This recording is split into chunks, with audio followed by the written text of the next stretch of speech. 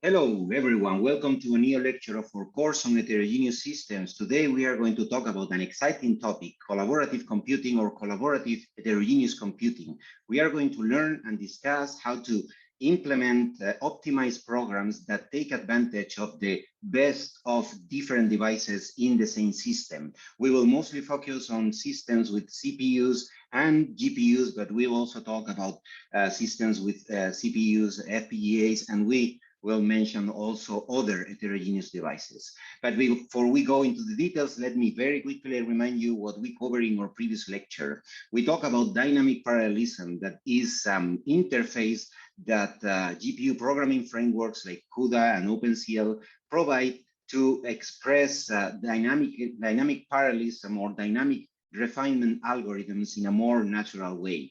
We discussed like what are the important semantics when using CUDA dynamic parallelism, and also discussed important performance considerations. Remember that when you write a program without using dynamic parallelism, it's the responsibility of the programmer to figure out what should be the execution configuration every time that the host launches the kernel for execution on the device. And this may be painful to program. With dynamic parallelism, it's easier to take advantage of dynamically discovered parallelism because threads inside the GPU device are able to launch new kernels by themselves. If you want to recap on what we covered in the previous lecture, here you have a link to the recording. So let's start talking about collaborative computing. We have actually talked already about collaborative computing in a previous lecture, in particular in the lecture about graph search, where we presented the BFS algorithm, the breadth first search algorithm, and we talk about the fact that in BFS, small size frontiers may underutilize the GPU resources. If you look at this plot that we have in the slide, you see that for the different frontiers over the execution of the BFS algorithm, every time that we iterate, we have a new input frontier, and depending on what's the size of this input frontier, the CPU or the GPU might be better for execution of this frontier. And this essentially relates to the size of the frontiers, the number of nodes that we need to explore in every iteration. If you look at the plot and you see the initial iterations and also the final iterations where we are, let's say, at the extremes of the graph when executing the BFS algorithm, you can observe that the CPU is faster than the GPU for these frontiers, right? Well, while we are here in the middle, we see that the GPU is significantly faster than the CPU because there are many more nodes in this frontier, so there is much more parallelism.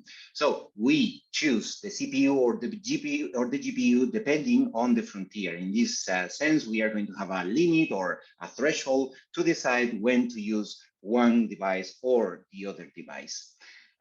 We will see today different ways of implementing this scheme, starting from the most basic one without unified memory and without relatively new programming features that we have available in CUDA and OpenCL programming frameworks. And we will go to more sophisticated implementations that take advantage of these new features. And here you can see, remind this slide where we see what are the final results for two different graphs. Here we normalize the execution time to the execution time of the CPU only version, and we compare the execution time of the collaborative CPU or GPU version and the GPU only version. As you see, we can achieve up to 15% improvement for performance improvement for this graph. So if you want to recap on graph search, you can take a look at the lecture that we delivered a few weeks ago. But collaborative computing is not only restricted to very few examples, such as the one that I just gave you on an NVIDIA Jetson platform. It's hopefully a much more promising trend. And these days, very recently, we heard about the announcement of the new NVIDIA Grace Hopper superchip that integrates CPU and GPU. It's a great CPU that is ARM-based CPU. We will briefly talk about that about it later in this lecture, and also a Hopper H100 GPU. Interesting thing here is that these two devices are tightly connected using a 900 gigabyte per second coherent interface. As you can see in the slide, this is 7 times faster than PCI Express generation 5. And this is extremely interesting for collaborative computing workloads because it's going to allow much faster communication, synchronization, and also data sharing between the different devices. So we are going to talk about how to implement collaborative execution or collaborative heterogeneous implementations of our programs. And to do so, we have to learn the basics of the unified memory system that is the one that really enables this tight collaboration between different devices. So let's start talking about the unified memory. But before that, let me very quickly remind you how we used to communicate CPU and GPU in an heterogeneous systems with a system with CPU and GPU. Remember that we have to do memory allocation on the GPU memory by using CUDA-malloc, if we are using CUDA as a programming framework, and we also have to explicitly transfer data from the CPU memory to the GPU memory, and also results from the GPU memory to the CPU memory. So that's what we normally call the accelerator model that naturally matches systems with discrete GPUs. So here, just to remind you very quickly how we would do this, or how we would code this. We first allocate data, input data on the CPU memory. We also do the allocation on the GPU memory, and we transfer the data from the host to the device. We can also allocate for the output, both in the CPU memory and in the GPU memory, and then we will launch the GPU kernel. We may want to use this CUDA device synchronize, especially when we are using asynchronous transfers, and at the end, we will copy the output from the CPU memory to the from the GPU memory to the CPU memory. So with unified memory, we have a unified virtual address space where the same virtual address space, the same addresses are or can be shared by the host and the device, by the CPU and the GPU if we are in the context of GPUs. This idea of a unified memory started to be developed in CUDA 6, but at that time, the size of the unified memory was limited to the GPU memory size. After CUDA 8 and the Pascal architecture, now the only limitation for this unified memory is the system memory. And the key advantage of this unified memory that appears with CUDA 8 and with Pascal is that the GPU has the ability to execute page faults. That means that the GPU can oversubscribe, can access data that doesn't reside physically in the GPU memory, but it can perform a page fault handling procedure, communicate to the CPU that is missing a specific page of size, typically 4 kilobytes, and the DM8 engine on the CPU side will perform the transfer of this page to the GPU memory for the GPU threads to use that data. This concept of unified memory is not only invented in CUDA, it also appeared at the same time, more or less, for other architectures as well. It's what we call, or what they call, the heterogeneous system architecture that, similarly to the unified memory in CUDA, extends the unified memory space beyond GPUs, and not only GPUs, but also other accelerators like DSPs, DMA engines, or crypto engines. So compared to the legacy system where the different accelerators are connected through some sort of bus, for example, PCI Express, even in when there is a physical integration, when both CPU and GPU are in the same chip, or even in the same package, they were, in these legacy systems, were using even the same physical memory as if they were two separated memories. However, with the HSA architecture, it's possible to have this unified, coherent memory space that is the same virtual memory space for all the different devices in the system. Here in the slide, you can see CPU cores, GPU compute units, or DSPs. So regarding the memory management in the unified memory, one key observation here is that one of the biggest advantages of the unified memory is that programming is much easier. Essentially because now we don't have to double allocate anymore in CPU or in GPU, and also perform explicit data transfers between CPU and GPU. We can use a single API. In the case of CUDA, it's called CUDA malloc manage, and by using this CUDA malloc manage, and even though here we are also still allocating separately the input on the CPU memory, but this CUDA malloc manage is in the unified memory space. So that's why we can, for example, use a regular mem copy to copy the input that might have been generated or loaded from a file into the shared memory space. So, and then we similarly can allocate the output. And one key difference that you can observe now in this code is that we can even launch the GPU kernel without performing any explicit transfers. In this case, we for sure have to use this CUDA device synchronize, because it's the way to make sure that the GPU kernel finished and the CPU or CPU threads can read this the output. So in summary, there is no need for double allocation or data transfers. And if you think about it, this model naturally matches physically integrated devices like CPUs and GPUs in the same chip, or devices in the same, using even the same physical memory, maybe not the same chip, but in the same package. But still, this can also be implemented for discrete GPUs, and this CUDA malloc manage is available to essentially all NVIDIA GPUs these days, regardless of whether they are integrated or discrete.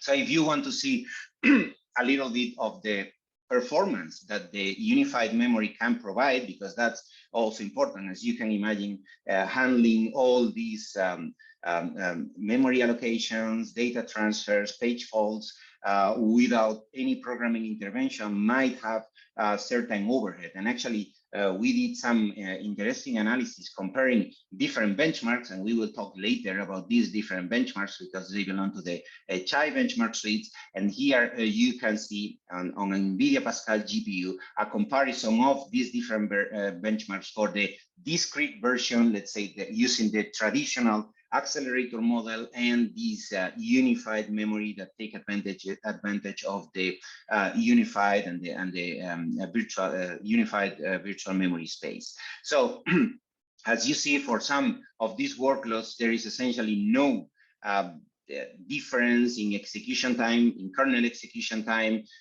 when we compare the discrete and the unified version, because for these particular workloads, there is no cross-device communication. So once we have accessed data for the first time and we have moved to the GPU memory the necessary data, there is no further interaction between the CPU and the GPU until the end of the kernel, while in other of these workloads, and as I said, we will talk in detail about most of these later, they use atomic operations, what we call the cross-device or system-wide atomic operations that allow the direct communication and synchronization between the CPU side and the GPU side. And this cross-device communication may heavily burden the kernel performance, as you can see, especially in some of the cases, the slowdown is pretty significant. However, when we also include the total execution time, because we are also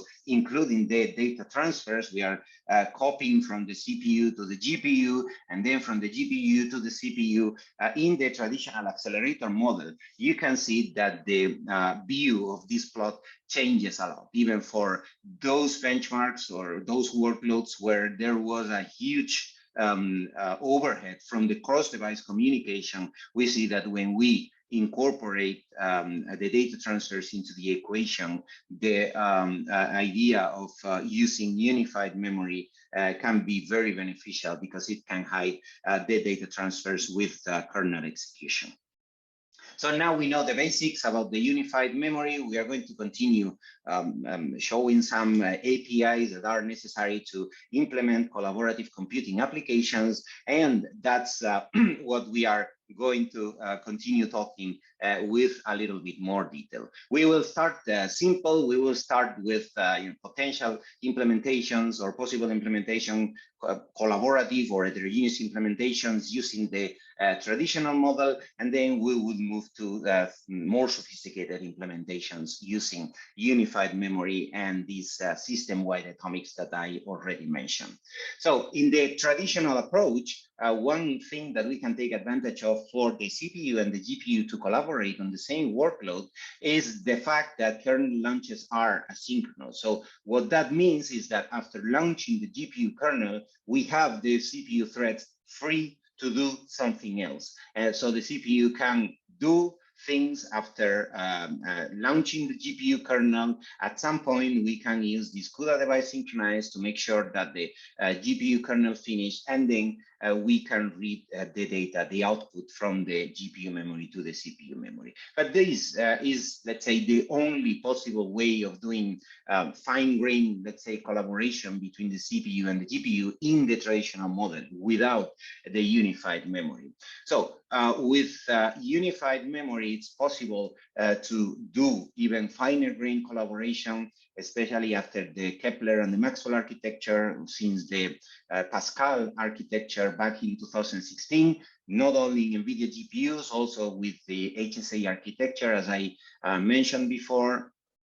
And the key advantages that enable this fine-grained collaboration is that the unified memory space is a coherent memory space. So that essentially means that any change that either CPU threads or GPU threads make on data that has been allocated in the unified memory is visible. These changes are visible to all other devices in the unified memory space.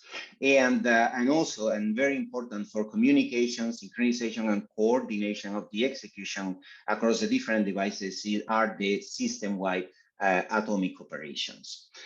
So these could be the code for like one generic GPU kernel that we launch from the CPU after having allocated the input and the output using CUDA malloc manage in the unified memory space. After launching the GPU kernel, because the kernel launch is asynchronous, the CPU can operate actually on the same data arrays that the GPU is operating on. And as you see, we can even execute atomic operations on those data. For APIs that you would need to use if you want to take advantage of the unified memory in CUDA, here you have these APIs for memory allocation, CUDA malloc manage, as we have seen before. It has essentially the same syntax as malloc or CUDA malloc, and this is the syntax of the system-wide atomic operations. As you see, it's also very similar to the syntax of the atomic operations to global or shared memory. It's just that they are adding this system qualifier at the very end. But these similar APIs also exist in OpenCL, since OpenCL 2.0, a way of allocating in the unified memory space that in OpenCL is called the shared virtual memory space. There are some specific flags that needs to be used. For example, when we want to use atomic operations on the allocated data, and here you can see the syntax of the system-wide atomic operations that follows the syntax of C++11 atomic operations. For these atomic operations, we'll have to use this scope all SVM devices, because this way we refer to the shared virtual memory. And there are also other programming frameworks like C++ AMP that also takes advantage of the unified memory space that exists in HSA architecture. In this case, it's as simple as using malloc to allocate in this unified memory space. And there are also these C++11 atomic operations for all the unified memory space. And they are typically called platform atomics in HSA, as you can see on the slide. So let's start talking about examples that different programs that they can take advantage of the collaborative execution. But before that, we are going to introduce what are, let's say, typical collaborative patterns that we can find in our collaborative execution. So let's very quickly recap on what's the traditional program structure. In the traditional program structure, think now about a GPU where we have multiple threads operating on multiple different data parallel tasks. These data parallel tasks might be composed by subtasks that are executed sequentially, as you can see on the slide, and we may have many of them. These are the data parallel tasks that we meant.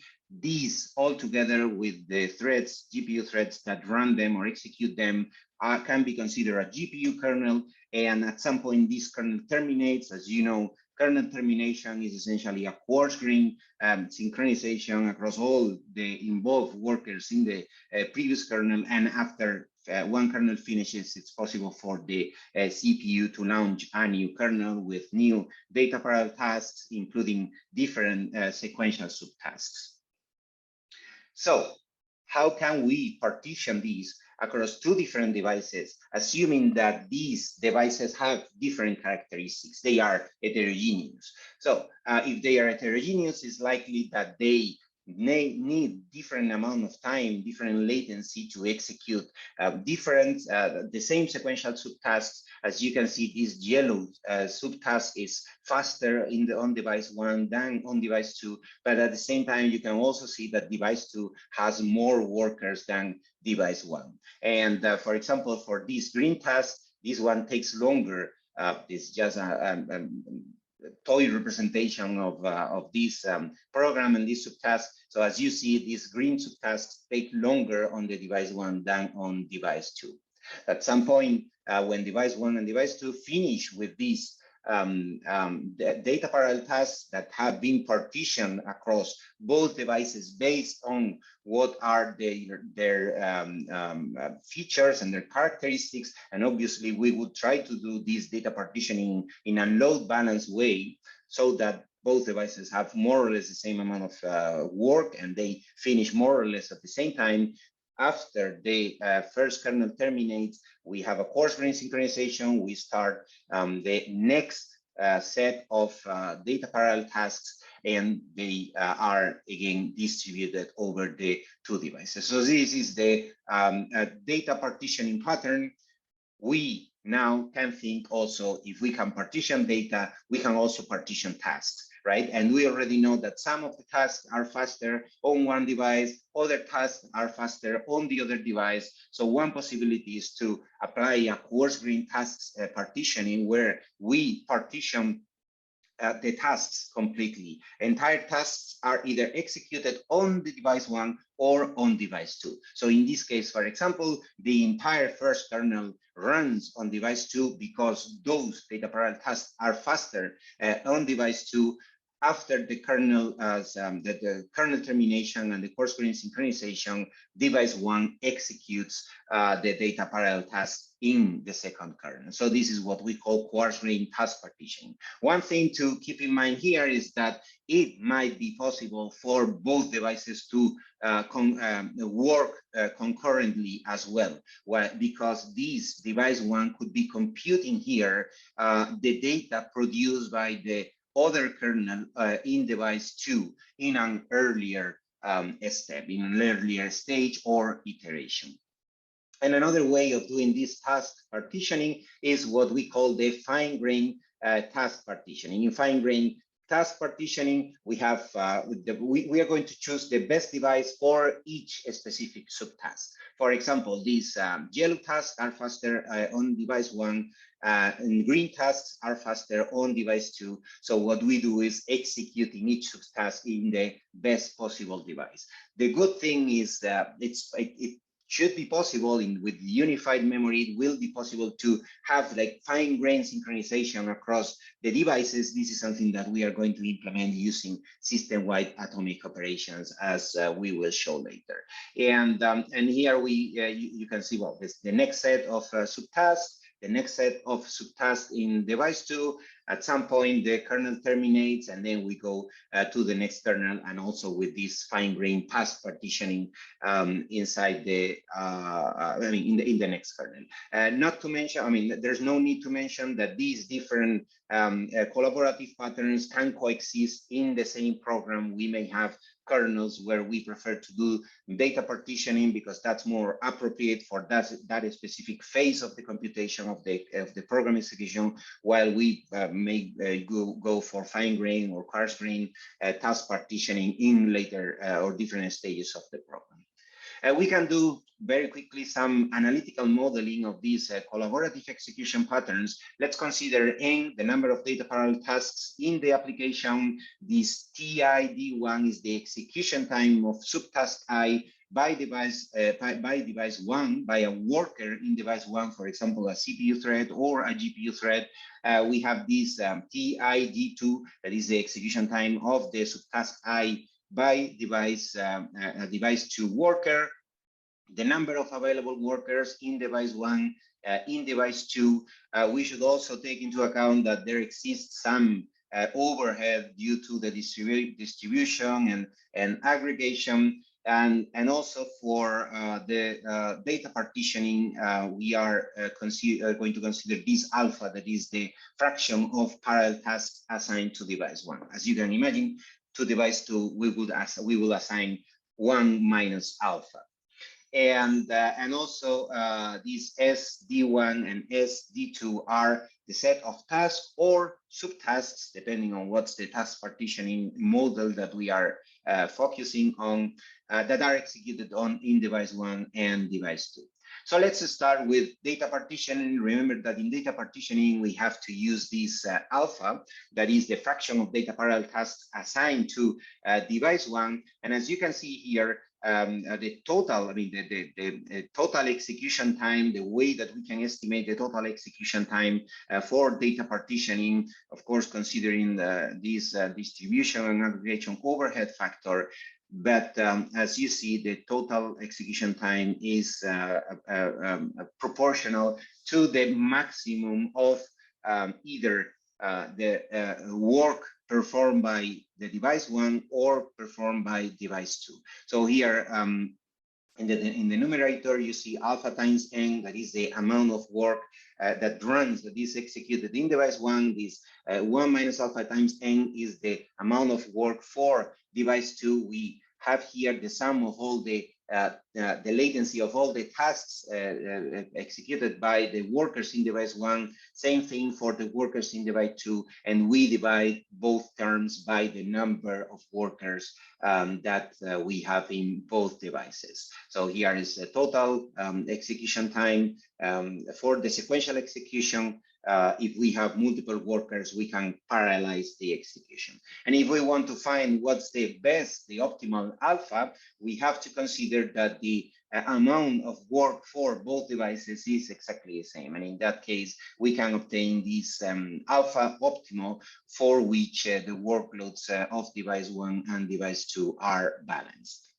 So when it comes to modeling fine-grained task partitioning, here we have to consider these SD1 and SD2, which are respectively the set of subtasks executed in device 1 and in device 2. And because there is concurrent execution in device 1 and device 2, as you can see in this figure here, the value that defines what's going to be the total execution time is the maximum of the time needed to perform all the work in device 1 or in device 2. So that's why you can see here that this is the sum of all latencies of all tasks executed in device 1, same here for device 2, and we divide that by the number of workers in both devices.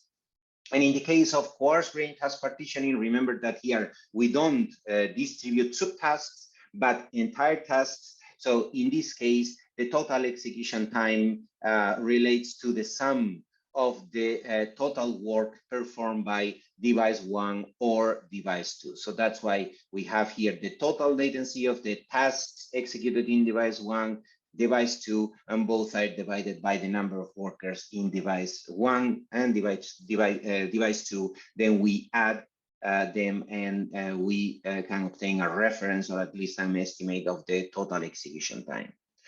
Let's now start discussing some examples, real examples that use these data partitioning, these partitioning strategies. We are going to start with data partitioning. We start with a very simple example, is a histogram computation. We are going to think about how to implement a histogram calculation simultaneously on both CPU and GPU with the traditional approach. So if we want to do so, what makes sense is to partition the whole input image, give a certain alpha to device 1, another 1 minus alpha to device 2. In this case, these devices are a CPU and a GPU. And what we need to do, and this is more or less like a reference code that we could need to use, is to first allocate input in both the image in both CPU memory and GPU memory. We also have to allocate separate histograms or subhistogram or partial histograms in CPU memory and in GPU memory. We launch CPU threads and GPU kernels to execute, to perform the computation, calculate these partial subhistograms. And at some point after the GPU kernel terminates, we have to move the GPU partial histogram to the CPU memory, and then have CPU threads merging both subhistograms. So as you can see, this is relatively cumbersome. It can be, let's say, easier program if we use a unified memory, but still using this approach of separate CPU and GPU histograms. But at least here we are saving memory allocations and also saving data transfers. But we can go one step further with the unified memory if we use the system-wide atomic operations, because in this case, we can have both CPU threads and GPU threads atomically updating the contents of the histogram. So that allows us to have a single histogram for the whole system in the unified memory. So this histogram residing in unified memory, and very, say, we can program this very easily by having CPU threads and GPU threads updating the and creating the same histogram at the same time. These, of course, may have some performance overhead because these system-wide atomic operations are not going to be for free, but key advantage that we can already observe is that it's much easier and much more intuitive to program. Another interesting example are Bezier surfaces. We already talked about Bezier. We talked about Bezier lines in the previous lecture, dynamic parallelism. Here, instead of talking about lines, we talk about Bezier surfaces. It's essentially the same concept. In this case, we want to create a surface based on a net, a two-dimensional net of control points. As you can see here in this example, we have 4x4 net, 4x4 net of control points. These Bezier surfaces use Bernstein polynomials. We consider in this example a bicubic surface where m and n are equals to 3. These are the control points that we have, in both dimensions, and this is the way that we compute the points of the surface based on the control points. We may have a lot of points to compute in this Bezier surface, so it might make sense to have multiple, let's say, two devices, a CPU and a GPU, collaborating in order to obtain some performance improvement from this collaboration. Because this is kind of a regular workload, it's pretty likely that we can obtain good performance with a static distribution. Of course, we would need to profile in advance the workload in order to figure out regarding the total amount of compute that we have, and regarding what's the compute power of CPU and GPU. We would have to find probably with offline profiling what's the best alpha, the fraction that's going to be assigned to the CPU or to the GPU, but that's certainly possible, and it's going to produce a good performance result. This static distribution could be something like that. We have the whole surface, we divide the whole surface into tiles, and we assign different tiles to either CPU threads or GPU blocks. Without unified memory, as I said, we need to know what's the fraction of points that are points in the surface, I mean, that are going to be calculated by either CPU threads or GPU threads. But once these optimal partitioning has been found, we just need to first allocate double allocation in CPU and GPU memory, of course, launching CPU threads to perform computation on the corresponding tiles. Same thing for the GPU kernel. At some point, we synchronize, we copy the corresponding part of the GPU from the device memory, from the GPU memory to the CPU memory, and then we are done. Following this approach, we implemented these Bezier surfaces for an NVIDIA Jetson TX1. Remember that this is a heterogeneous platform with 4 ARM CPU cores and 2 GPU cores. We consider here a Bezier surface of 300 by 300 points and 4 by 4 control points. And here in these execution time results, on the x-axis, you can see what's the alpha, the percentage of tiles that are assigned to the CPU. And as you can see, we can obtain certain performance improvement from having this collaboration between CPU and GPU, 17% speed up over the GPU only version in the best case. If we have unified memory, easier programming because we don't have to take care of data transfers, for example, and in this case, this allows us to, so the unified memory allows us to even have a dynamic implementation where the distribution of the tiles over the CPU threads and the GPU threads is dynamically done. As I said in the beginning, these Bezier surfaces are relatively a regular workload, but for workloads that are more irregular, that have more irregular computation, this dynamic implementation can be a very good way of balancing the workload across the different devices. And this is possible after, so in Pascal and later NVIDIA GPU generations, thanks to the use of the unified memory and the system-wide atomic operations. And here you can see how a possible implementation of this communication and dynamic distribution based on the use of system-wide atomic operations. This is the code, the piece of code that we would have in the GPU kernel. We have some sort of while loop that is always looping, fetching a new tile, computing on the tile, writing the results, and they go again to a queue where all these tiles are available, and the execution of the tile or the computation of the tile later proceeds. Observe that in order to fetch a new tile, what we do is just update in this tile num, that is a variable that resides in the unified memory and tells us what's the next tile that is available for computation. So this system-wide atomic add is just executed by a single thread in the thread block. This one shares the tile ID with all other threads in the thread block using shared memory, synchronizing here, and after that the threads start computing the points of the output surface. Of course, they have to check when the number of tiles is done, when all tiles have been consumed, and in that case, break the loop.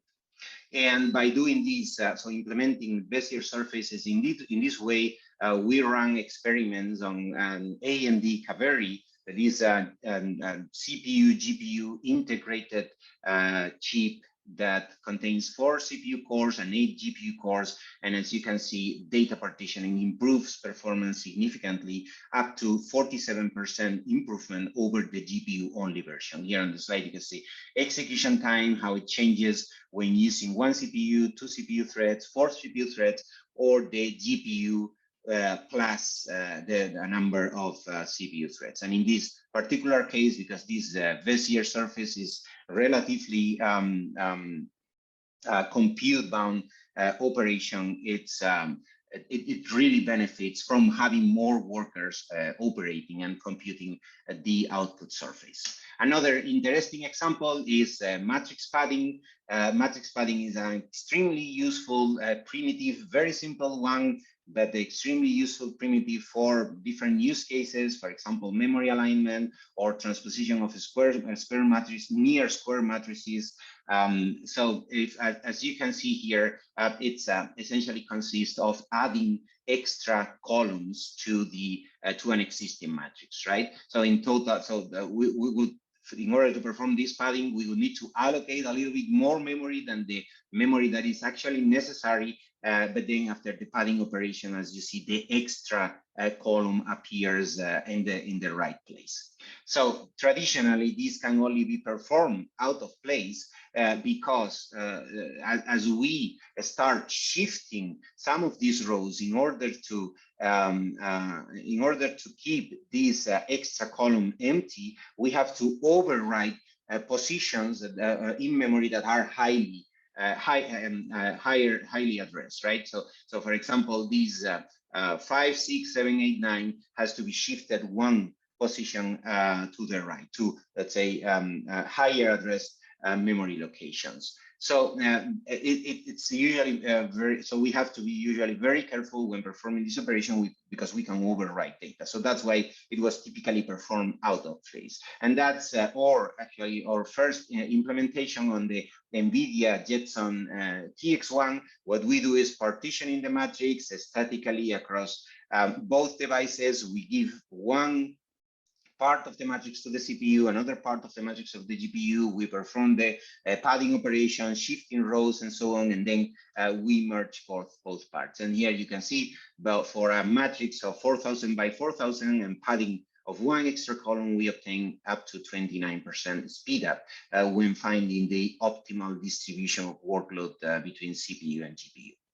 With unified memory, because both CPU and GPU have access to the same memory space, and they can also synchronize using system-wide atomic operations, it's possible to do in-place padding. And these kind of in-place operations are pretty important for devices such as GPUs that are not so rich in memory. Even the latest GPUs are still way behind the memory capacity of the typical memory capacity of CPUs. So in-place implementations are pretty useful for heterogeneous devices in general and for GPUs in particular. So let's assume that we have our original matrix in the coherent memory space. We also have an array of flags that is going to be updated by either the CPU thread or the GPU threads using system-wide atomic operations, and then both CPU and GPU have some temporary allocation. In the case of the CPU, it will be the different cache levels of the CPU. In case of the GPU, it will typically be shared memory and or registers. So this is what we want to obtain, the matrix after performing the padding operation. But this is how it's going to look in memory exactly, because remember that memory is linear, so that's essentially how the data is going to be mapped onto memory. So let's just start moving rows from one position to another position, and right after one row has been saved in the GPU temporary location, it will be possible to inform other workers that they can overwrite the original space for that row. So for example, here we assign this blue row to the CPU. So the CPU starts loading the row into the temporary location. Same thing for the GPU. For example, this orange row has been assigned to some GPU thread block, for example. Same with other rows. At some point when the CPU has saved the entire row, it can signal the rest of workers by updating the corresponding flag, and right after that it starts writing onto the final destination. So the fact that the CPU thread in this case updated this flag means that the rest of workers here know that they can start writing as soon as possible in the final destination, in this case for the orange row that was assigned to a GPU thread block. And this is how essentially we are going to perform the whole operations, as threads or GPU thread blocks or CPU threads save the data of one row into the temporary location, they can update the flags, and then they can write into the final destination. So these adjacent synchronization using system-wide atomic operations makes possible in-place implementation of, in this case, the padding primitive. And here you can see some results using this sort of implementation on the AMD Kaveri. Here you see the results for padding operation for different matrix sizes and different combinations of blocks and threads, because this is on an AMD Kaveri that uses OpenCL. We talk here about work groups and work items, and you see how the performance may improve as we increase the number of workers. We have collaboration of the GPU and CPU, but these also may depend on what's the specific configuration. In summary, padding is a memory-bound workload, so not always is going to get benefit from having more threads computing, because in the end is the access to memory what is actually more important, the exploitation of the memory bandwidth, what is more important for the performance of these memory-bound workload. But as you can see, we obtained quite interesting performance results with this in-place implementation, very close to the measurements with GPU stream. And here you have a different workload. In this case, it's string compaction or filtering. It's kind of similar to padding, but in this case, instead of moving the rows like by a fixed amount that is just determined by the number of columns that we want to add to the matrix, here in string compaction or filtering, we are filtering. So that means that we are removing elements. For example, we want to remove all elements that are 0 in this input array. So that is going to be input dependent. So the number of elements that one particular worker, either a CPU thread or a GPU thread or a GPU thread block, have to move to the output depend on the specific input. And because of that, it's important to, so it's necessary and not only to signal other workers when some particular data has been saved in the temporary space, but also propagate the local reduction result. So if these, for example, 3 or 4 values here were assigned to thread 0, and this thread 0 is going to filter out this 0 here and only copy these 3 elements to the output, the next worker, let's say thread 1, needs to know where to write the corresponding values, these 3 values, for example, that were assigned to it. And to do so, we have to communicate this local reduction result. We can already see here some performance results on the NVIDIA Jetson TX1. In this particular case, for this alpha, we obtain up to 25% speed up. And similar results on the AMD Kaveri, in this case, up to 82% performance improvement over the GPU version, as you can see on the AMD Kaveri. So these were some examples of data partitioning workloads. Let's now talk about coarse-grained task partitioning workloads. And we are already quite familiar with the first one of them is breadth-first search. Remember that in the graph search lecture, we talk about BFS, we talk about implementing it using a top-down approach. We even talk about this hierarchical kernel arrangement where we have different kernels depending on what size of the frontier. We call them kernel 1 and kernel 2. And we even discussed one way of avoiding kernel relaunch by using interblock synchronization. We are going to recap on all of this today. Another thing that we already know is that very small frontiers and they utilize GPU resources, and in this case, it makes sense to have a collaborative implementation as we have discussed earlier. Here you can see another figure to represent this collaborative implementation of BFS. As you can see, small size frontiers are assigned to the CPU. At some point, the size of the frontier goes larger beyond a specific threshold. So we start computing on on the GPU side, and then maybe probably at the end of the execution, when again the frontiers start shrinking, we return the control to the CPU and continue computing on the CPU. This is possible to implement even without unified memory. We need to do, of course, explicit memory copies using CUDA and copy, but this is more or less the skeleton of the host code where we control what's the size of the frontier. We will continue executing iterations as the size of the frontier is not zero. If the size of the frontier is below the threshold, then we launch CPU threads. If it's above the threshold, then we launch GPU kernel. Important observation here is that we need to copy all necessary data, in particular the queue and synchronization variables, from the host memory to the device memory prior to the execution of the GPU kernel. And then after the execution, when the GPU kernel terminates, we will have to copy them back to the CPU, because we assume that they are going to be the CPU threads that will continue the execution. And as you see, we will typically have this in this, let's say, more naive implementation. We would typically have the CPU controlling what's the progress of the iterations, and every new iteration will have the CPU thread, the main CPU thread, deciding whether we launch more CPU threads or we launch a GPU kernel.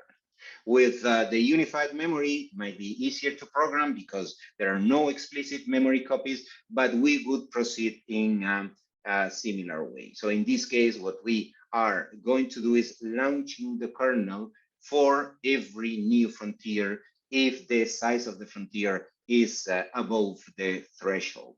The problem with this approach, even if we are using unified memory, is that there is a high overhead of kernel relaunch, especially in a kernel like VFS that is mostly data movement. There is not so much computation, because essentially what we have to do for every node in the frontier is to check what are the neighbors and see what's distance to this. So how far these neighbors are, but in the end, there is not so much computation. And that's why we can observe these interesting results here with normalized execution time for many different graphs, as you can see in the x-axis, and also many different CPU, GPU collaborative configurations, where we either use a single CPU, like a CPU with 2 cores, or we use the CPU or the GPU with different threshold. If you look at the details here, you'll see that this threshold might be 64, 128, 256, or 512. And one thing that we can clearly observe here is that there is a direct relation between the number of GPU kernel calls, the number of times that we relaunch the GPU kernel, and the total execution time. So this high overhead of the kernel relaunch makes the collaboration impractical. So in these kind of cases, instead of terminating the kernel and starting a new kernel for every single iteration, it makes sense to go for this implementation with persistent thread blocks, where we avoid the kernel relaunch. Remember that we already covered this in the graph search lecture, and here we even discussed how the code inside the GPU kernel would need to look like to perform some global synchronization at the end, global synchronization across all the thread blocks at the end of each iteration. And here you can even have a simplified code of this global synchronization, how to do it for all the different persistent thread blocks that are collaborating on the execution of the breadth first search algorithm. I'm not going to go into discussing this code in detail. If you want to understand it completely, please go to the corresponding graph search lecture.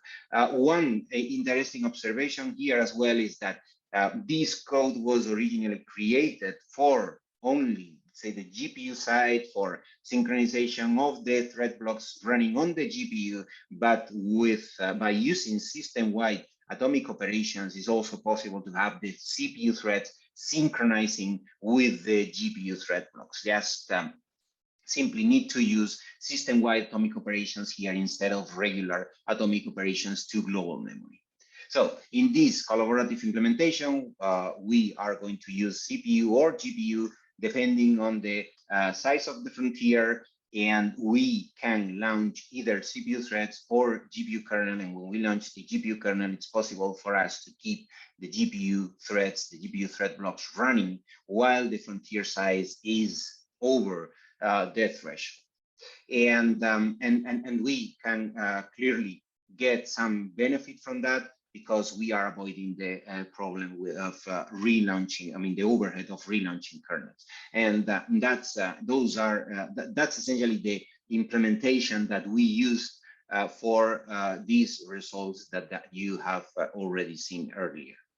But if we have even more fine-grained collaboration, we really have system-wide atomic operations, and we have the unified memory post Pascal or the HSA architecture. It's possible to have CPU threads, GPU threads running all the time and just working when they detect that the size of the frontier is in the corresponding range, right? And at the end of the execution, we just do this CUDA device synchronize, and we are sure that everything has been done. Actually, these implementation using system-wide atomics for communication across CPU threads and the GPU kernel gives us the possibility of going one step further. If we have very, very, very large frontiers, it could be possible to have CPU and GPUs working at the same time on the same frontier. So we evaluated these implementation on the AMD Kaveri, and here you can see results for many different graphs and also different combinations of CPU, GPU, and collaborative implementation of CPU or GPU. And as you see, obtain up to 39% faster performance than the GPU-only version for some of the graphs. When the graphs are very, very large, most of the time the frontiers are very, very long. And in that case, almost in all cases, almost in all iterations, we are going to choose the GPU. So there is essentially no difference between the performance of the GPU version and the collaborative version, as you can see.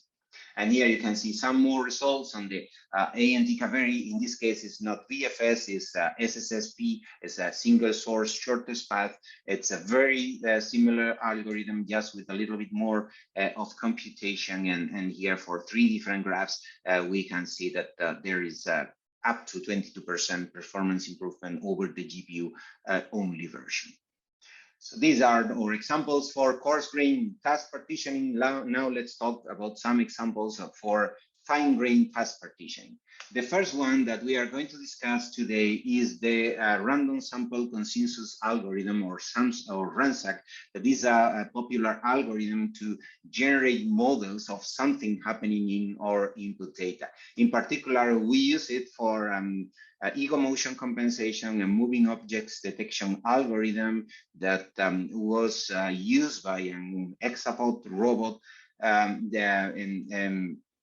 And you know, this robot is using uneven terrains with strong ego motion. So in the end, this robot was created for rescue scenarios. So it really needs to identify when we have a moving object that might be, for example, a person that needs help. And the way to compensate the strong ego motion due to the terrain is to generate a model of the image, of the optical flow vectors of the image. And this model is going to represent the background, because the background is moving the same way as the robot is moving, right? So the optical flows, the optical flow vectors of the background represent the movement of the robot. So if we know what's the movement of the robot and we know what's the movement of the background, we can subtract it from the image, and this way only the flow vectors that belong to the moving object, to the maybe the person that needs help, so they are going to be the ones remaining after removing the vectors from the background, and this way we can identify the moving object. And here you can see one example of how in this image we have a huge amount of optical flow vectors that correspond to the background, because the camera is moving here, while other flow vectors represent the moving object. And by using this algorithm, it's possible to identify where the moving object exactly is. So to generate this model of the optical flow vectors in the background, we, as I said, use RANSAC. And RANSAC is like an iterative algorithm where in every single iteration, there is first a fitting stage. In the fitting stage is just to pick at random two flow vectors, two optical flow vectors, and generate the model from them. After this model has been created, we have to evaluate it, to compare it to the real optical flow vectors and see how accurate the generated model is. And after performing this comparison, we choose what's the, if the current model is better than previous models, in that case, we update the best model so far. And there are some interesting observations here. The first one is that these different stages have more or less data parallelism. As you can see, there are phases that are inherently sequential, like the fitting stage or the comparison to the best model, while there are other, or more essentially this evaluation stage that is a SIMD phase. There is a lot of parallelism here because in the evaluation, we are comparing the optical flow model to all the real optical flow vectors. So this is very suitable computation for a collaborative execution, and that's essentially what we did in our collaborative implementation. We assign the CSD phases and sequential phases to CPU thread. We assign the data parallel phases to the GPU thread blocks, but also, we realized that the iterations were independent, so it was possible to execute multiple iterations in parallel by assigning them to multiple GPU threads, multiple GPU thread blocks, and CPU threads, as you can see represented here in the slide. So in summary, we have discussed like three important collaborative patterns: data partitioning, coarse-grained task partitioning, and fine-grained task partitioning. And if you want to learn more about these these collaborative execution patterns, I can recommend you to take a look at our paper, CHAI Collaborative Heterogeneous Applications for Integrated Architectures, and also the CHAI Benchmark Suite that contains collaborative implementations for CPUs and GPUs, and also for FPGAs, as we are going to show you soon. The CHAI Benchmark Suite contains, as I said, different benchmarks from the three different patterns, and also quite interestingly, there are versions, different discrete and unified versions written in CUDA, OpenCL, and even C++ AMP, and even some versions that can be used in the Gen 5 GPU simulator. So this is a web page from which you can access the paper and also the repository. And if we take a look about the details, here you have the complete list of the benchmarks that we have, like Bezier surface, cutting edge detection, histogram. As you can see, these are essentially the different use cases or the different examples that we have discussed in the previous slides. And you can see in this slide also the diversity of the benchmarks in terms of the partitioning granularity. For the data partitioning benchmark, in some cases we have more fine-grained granularity because the tasks are smaller, assigned to CPU threads or GPU thread blocks, or maybe they are more coarse, like for example in cutting edge detection, where we are assigning whole frames of a video to either a CPU thread or a GPU thread block. And also different partitioning strategies. We can either partition the input or the output. Some of them use atomic operations, some of them don't. And these system-wide atomic operations might be used for computations, so for example, in the histogram calculation, or might be used only for synchronization across the workers on the different sizes. And more or less similar information you can find here for task partitioning, either fine-grained or coarse-grained. And even more figures here about the diversity of the benchmarks. This is the varying intensity in the use of system-wide atomics. I think that this can be pretty interesting for people interested in optimizing these sort of operations. You see that there is a interesting variety here across the different benchmarks, and also diverse execution profiles. These were results obtained with the AMD profiler on AMD Kaveri, and you see how the different benchmarks have different occupancy values. They have different rates of utilization of the ALUs, utilization of memory, and also hits in the cache hierarchy. As you see, quite diverse execution profiles. So we use these benchmarks to analyze in this case, we use an AMD Kaveri, as I said before, with 4 CPU cores and 8 GPU cores. In this case, we use the unified and distributed versions implemented in OpenCL, and you see for all CHAI benchmarks, the comparison in the kernel execution time. We observed that for data partitioning workloads, the kernel execution time is comparable, but in some cases we see that the unified version is slightly slower due to the use of system-wide atomics. In the case of the fine-grained collaboration, one good thing of the unified kernels is that because of this fine-grained collaboration, they can exploit more parallelism, and there is some, a kernel execution time saving, as you can see for these 3 benchmarks, while the coarse-grained collaboration also has some improvement in the unified version because it can avoid the kernel launch overhead. Performance improvement from using the unified memory in this AMD Kaveri that is integrated CPU and GPU in the same chip. It goes even farther if we take into account what's the cost of the explicit data transfers in the discrete or the traditional model, because we have to copy from the CPU, the area of the memory that is assigned to the CPU from the area of the memory that is for the GPU. We have to do that for input data and for output results as well. The unified memory versions avoid completely this copy overhead.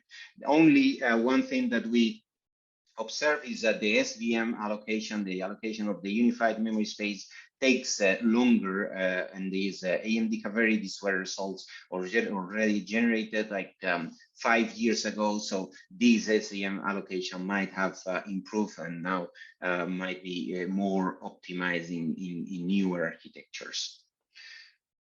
Because we also have C++ AMP versions, and these C++ AMP versions also run on the AMD Kaveri. We also perform a comparison of the unified versions in OpenCL and the unified versions in C++ AMP.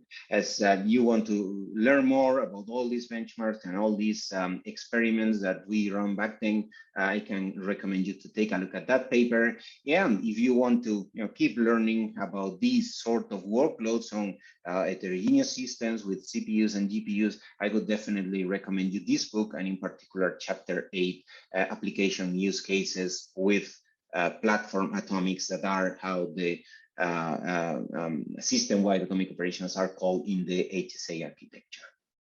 But this idea of the collaborative execution does not only apply to CPUs and GPUs, it also applies to other heterogeneous devices. And there have been a lot of activity in that regard in the let's say, field of heterogeneous computing with CPUs and FPGAs. And here you can see some a motivation slide. This applies to a system with CPU cores and also some FPGA device.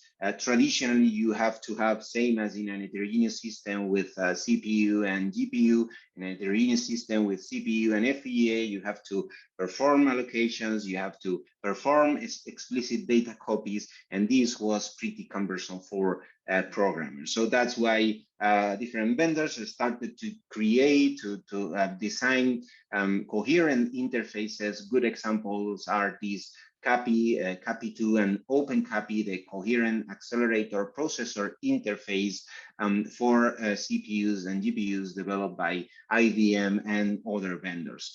Good thing of this approach is that it's possible to have just one coherent version of the data, and that CPU and FPGA can tightly collaborate on the workload, saving many data transfers. But it's not only IBM, also Intel with their Altera FPGAs started to enable these unified memory space via programming with the OpenCL SDK.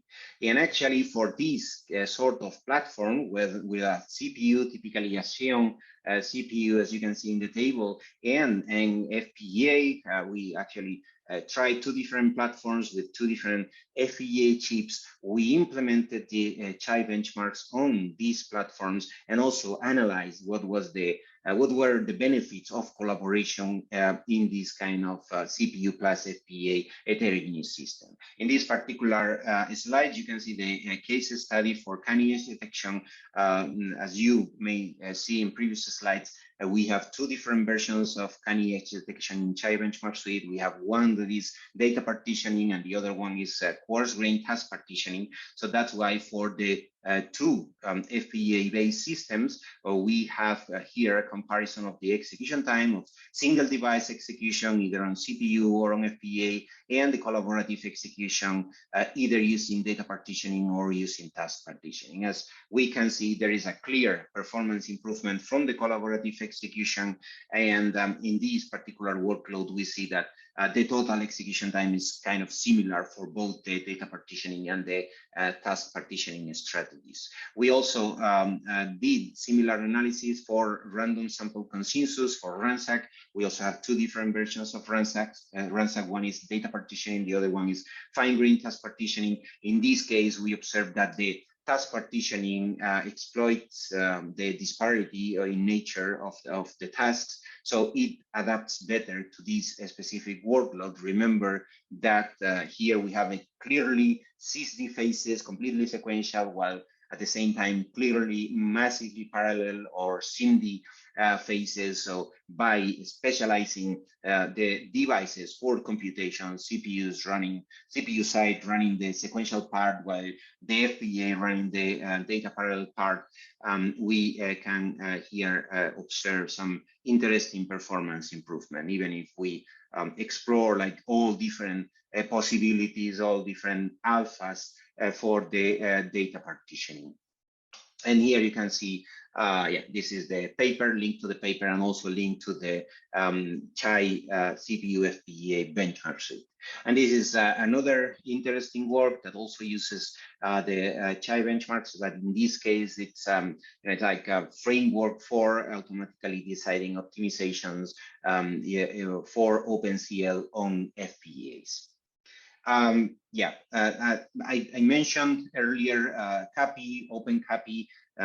This is something that some people in our group that have also worked with in concretely or postdoc Gagandeep Singh during his PhD thesis. He worked on this kind of system with a Power 9 CPU and an FPGA board with either DDR4 memory or HBM memory, both connected with the OpenCAPI interface. And he used this system to create an accelerator, highly optimized FPGA-based accelerator for weather modeling. Here you can see some figure representation of this narrow application framework with the narrow accelerator with the different processing engines or processing elements with some on-chip memory, and from there access through the HBM memory controller to two HBM2 stacks. But at the same time, this FPGA is connected through the coherent interface to the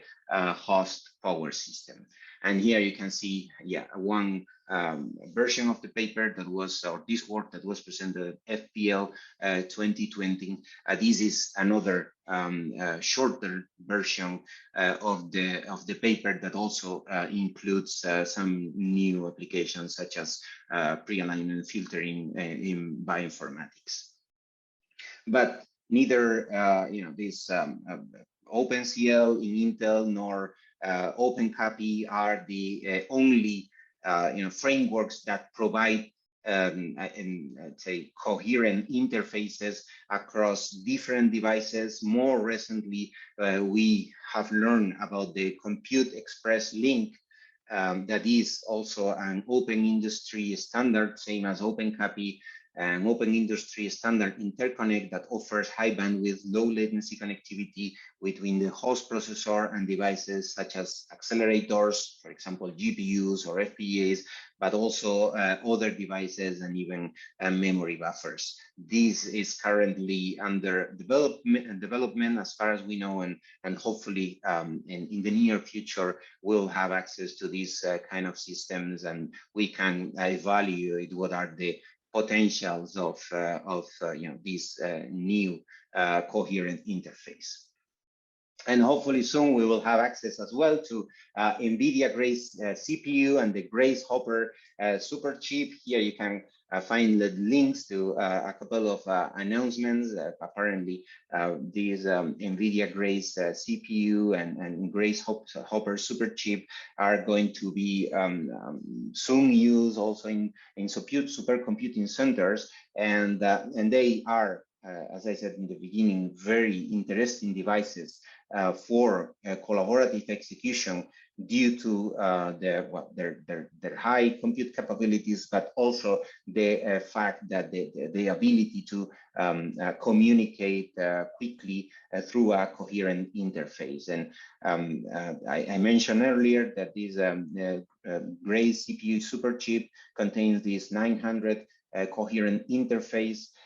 In particular, let's say the CPU superchip is only CPU. As you can see in the image, it has up to 144 ARM version 9 CPU cores, and apparently it's going to have a total bandwidth of 1 terabyte per second for with LPDDR5X memory with ECC.